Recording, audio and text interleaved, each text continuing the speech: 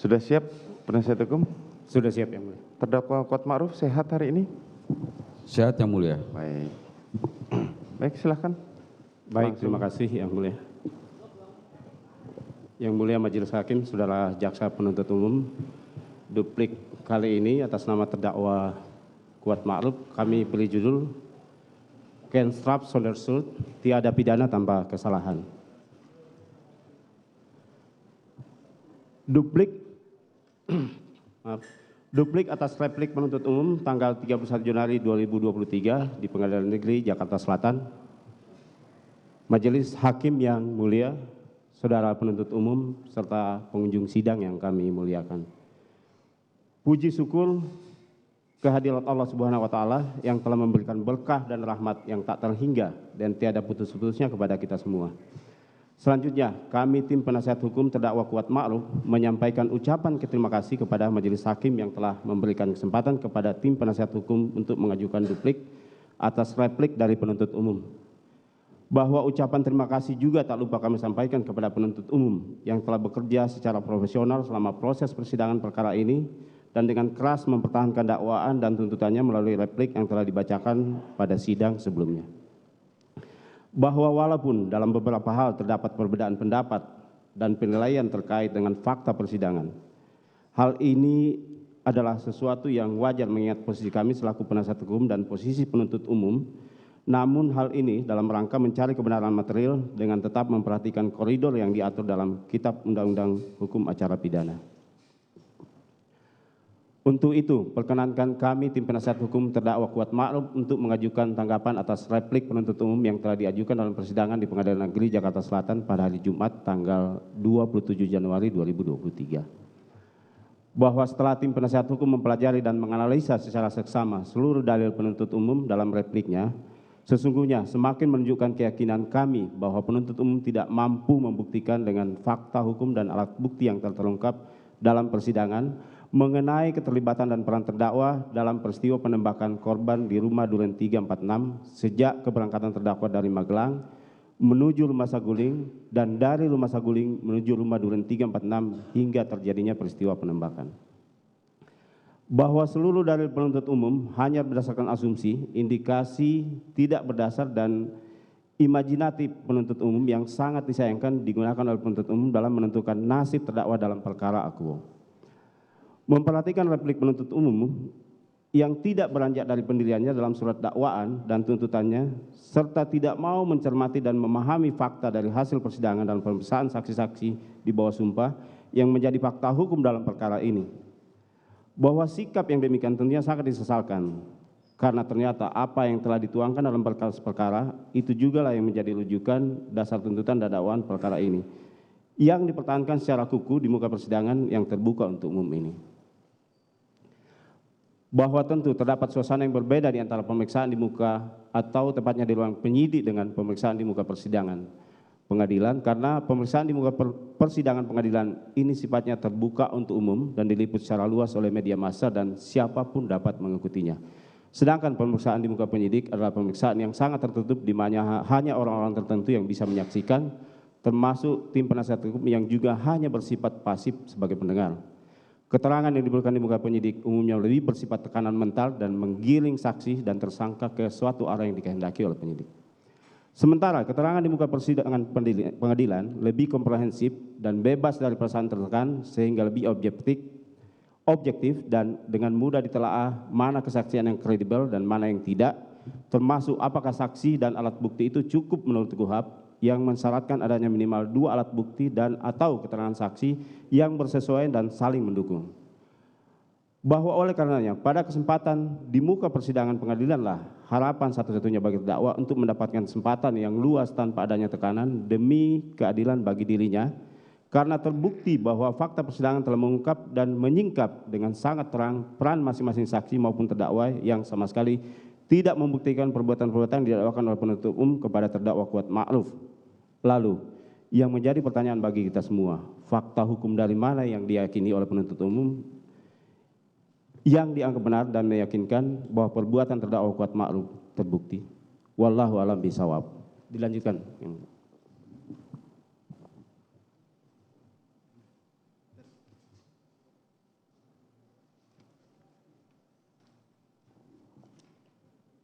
Majelis Hakim yang mulia, saudara penuntut umum serta pengunjung sidang yang kami muliakan, setelah tim penasihat hukum terdakwa membaca dan mencermati replik dari penuntut umum yang pada pokoknya menyatakan terdakwa terbukti telah melanggar pasal 340 KUHP yunto pasal 55 ayat 1 ke 1 KUHP, maka dengan ini kami menyatakan tidak sependapat dengan analisa fakta dan analisa yuridis dalam replik penuntut umum yang disampaikan di persidangan pada tanggal 27 Januari 2023, kecuali yang diakui secara tegas oleh tim penasihat hukum terdakwa dengan alasan atau dasar pertimbangan sebagai berikut.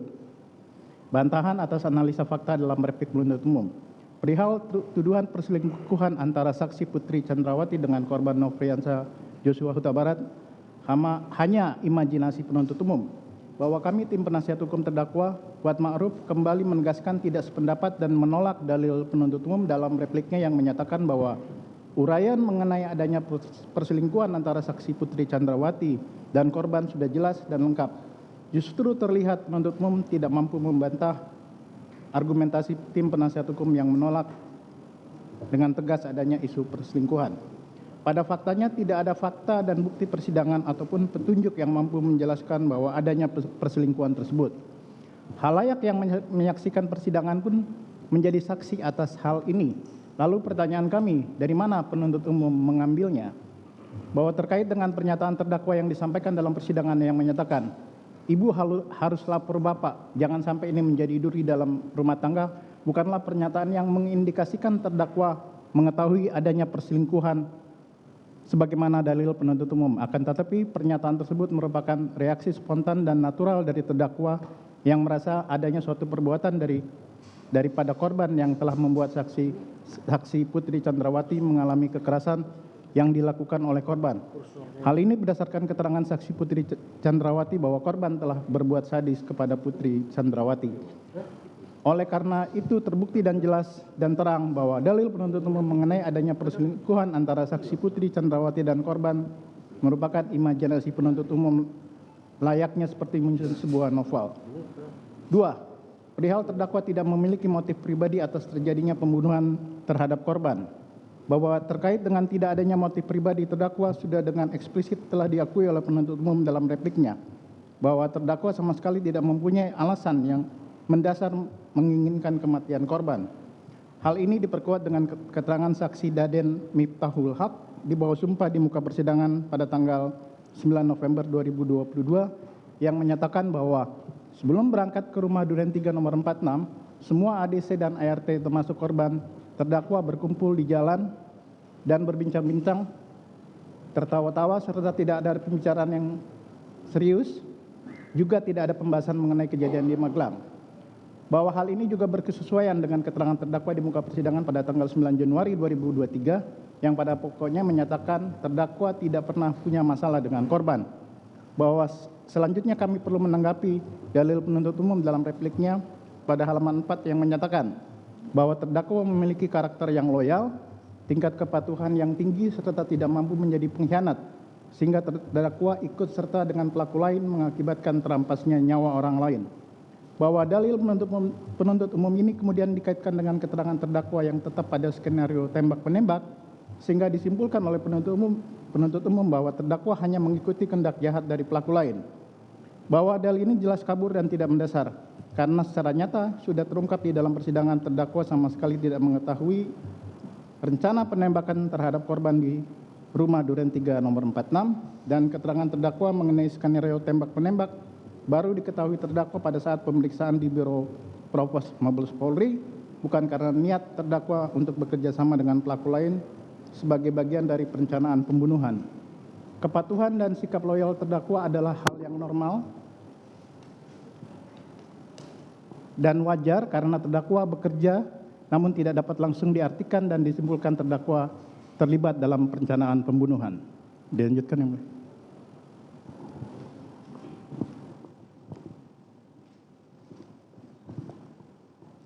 Majelis Hakim yang mulia, saudara penuntut umum yang kami hormati, pengunjung sidang yang terhormat. 3. Terdakwa Kuat Ma'ruf tidak mengetahui adanya pengamanan senjata milik korban Nofriansah Joshua Huta Barat yang dilakukan oleh saksi Riki Rizal Wibowo. bahwa terkait dengan tidak didalilkan oleh penuntut umum perihal pengamanan senjata yang dilakukan saksi Riki Rizal Wibowo yang tidak diketahui oleh terdakwa, perlu kami tegaskan, hal ini untuk memberikan gambaran dan atau bantahan dakwaan penuntut umum yang menegaskan bahwa terdakwa mengetahui akan adanya peristiwa yang akan terjadi di rumah Duren 3 nomor 46. Karena terbukti di persidangan, terdakwa sama sekali tidak mengetahui sejak awal akan adanya peristiwa yang akan terjadi di rumah Duren 3 nomor 46. Hal tersebut berkesesuaian dengan keterangan saksi Richard Eliezer Pudiang Lumiu dalam persidangan di bawah sumpah tanggal 30 November 2022 yang menyatakan bahwa saat piket, selain senjata tersebut ada senjata laras panjang dan Sayer MCS yang menempel di mobil saksi Ferdi Sambo. Sedangkan senjata laras panjang Steyr menempel di mobil saksi Putri Chandrawati. Saksi tidak mengetahui apabila ada peraturan jika di mobil pejabat harus ada senjata laras panjang. Namun sepengetahuan saksi memang seperti itu.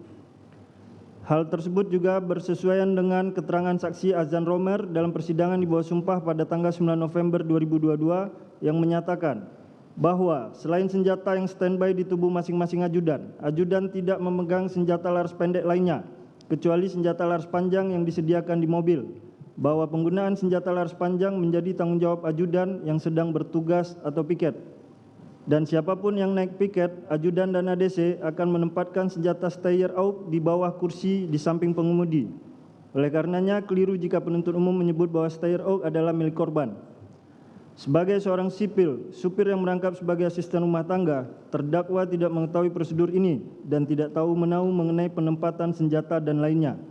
Bahwa terdakwa baru mengetahui keberadaan senjata Steyr AUK pada saat di rest area ketika posisi terdakwa digantikan oleh saksi Richard Eliezer Pudiang Lumiu sebagai pengemudi dan bukan berarti terdakwa sejak awal mengetahui adanya pengamanan senjata tersebut. 4. Terdakwa Kuat Ma'ruf tidak pernah berkomunikasi dengan saksi Ferdi Sambo selama berada di Magelang dan dalam perjalanan dari Magelang menuju Jakarta hingga ke rumah Saguling. Bahwa dalil penuntut umum yang menghubungkan komunikasi antara saksi Ferdi Sambo dan saksi Putri Chandrawati pada dini hari tanggal 8 Juli 2022 dengan turut sertanya terdakwa berangkat dari Magelang ke Jakarta, kemudian dianggap sebagai bagian dari perencanaan, sangatlah sumir karena dalil tersebut tidak didukung oleh fakta-fakta atau bukti-bukti dalam persidangan, sehingga dalil tersebut hanyalah merupakan asumsi-asumsi dan imajinasi dari penuntut umum. Oleh karena itu haruslah ditolak. Menjadi fakta persidangan, saksi Ferdi Sambo menerangkan dalam persidangan pada tanggal 7 Desember 2022 sebagai berikut, bahwa saat perjalanan di Magelang, saksi tidak pernah memerintahkan terdakwa Kuat Ma'ruf untuk ikut datang ke Jakarta. Bahwa selama perjalanan dari Magelang ke Jakarta, saksi tidak pernah berkomunikasi dengan terdakwa Kuat Ma'ruf. Hal ini bersesuaian dengan keterangan yang disampaikan oleh saksi Richard Eliezer Pudiang Lumiu di bawah sumpah di muka persidangan pada tanggal 30 November yang menyatakan bahwa saksi mengatakan suasana dalam perjalanan dari Magelang ke rumah Saguling sangat kaku dan diam, tidak ada pembicaraan. 5. Terdakwa Kuat Ma'ruf tidak pernah bertemu saksi Ferdi Sambo di lantai 3 rumah Saguling guna mempersiapkan merampas nyawa korban Nofriansah Yosua Huta Barat. Penuntut umum mengasumsikan bahwa terdakwa bertemu dengan saksi Ferdi Sambo di lantai 3 rumah Saguling. Dalam durasi 3 menit tersebut dianggap cukup bagi saksi Ferdi Sambo untuk mengarahkan terdakwa guna mempersiapkan merampas nyawa korban. Bahwa sudah sangat jelas dan tidak terbantahkan berdasarkan bukti rekaman CCTV rumah Saguling sekitar pukul 15 waktu Indonesia Barat, terdakwa dan saksi Putri Chandrawati naik ke lantai 3 dengan menggunakan lift. 3 menit kemudian, pada waktu rekaman CCTV menunjukkan pukul 15.03 waktu Indonesia Barat, terlihat terdakwa turun menggunakan tangga samping lift, sehingga berdasarkan interval waktu rekaman CCTV tersebut jelas menunjukkan bahwa waktu 3 menit hanya dapat digunakan untuk perjalanan terdakwa dari lantai 1 menuju lantai 3 dan dari lantai 3 menuju lantai 1. Bagaimana mungkin dalam interval waktu kurang lebih 3 menit itu sejatinya waktu tersebut habis dipakai untuk naik turun tangga tanpa alat bukti yang cukup membuktikan terdakwa mengetahui perencanaan dari saksi Ferdi Sambo. Sedangkan fakta lain terungkap, saksi Ferdi Sambo baru mengetahui peristiwa yang sebenarnya yang dialami oleh saksi Putri Chandrawati